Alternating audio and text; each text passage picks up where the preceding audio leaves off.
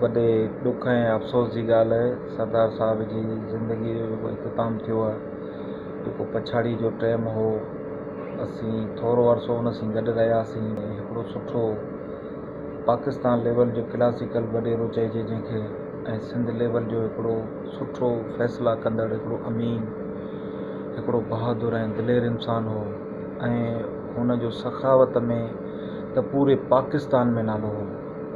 ऐं असीं नथा सम्झूं त असांजे कोहिस्तान में को अहिड़ो वरी असांखे सरदार इन हिसाब किताब जो इंसान सां मोहबत, इंसान खां हटी करे जानवरनि सां मोहबत, पखी सां मोहबत कंदो। ऐं असां पंहिंजे ज़िंदगी जे हिसाब सां असां वटि लफ़्ज़ ई न आहिनि जेको असीं हुन जी का ॻाल्हि बयानु करे सघूं। ऐं असांजे लाइ इहो हिकिड़ो सियासी तौर ते बि हिकिड़ो वॾो ख़ाल आहे। असीं पुरुमीद आहियूं त इनशाअल्लाह जेको हुन जा ब्रादरान ब्राह्मणी ॿाहिरि जेके आहिनि, इनशाअल्लाह उन जे नक्शे क़दम ते हलंदा ऐं असीं बि उन्हनि माण्हुनि सां ॿांह ॿेली थी गॾु हलंदासीं।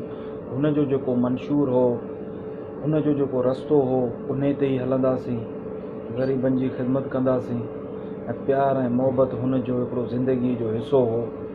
उन कॾहिं बि कंहिं माण्हूअ सां को सियासी फेर फ़र्क़ु बि न रखी, चाहे उहे राज हुजनि, भाग हुजनि, चाहे पीरी हुजे, मुर्शिदी हुजे, हर माण्हूअ खे हुन मोहबत ॾिनी, इज़त ॾिनी।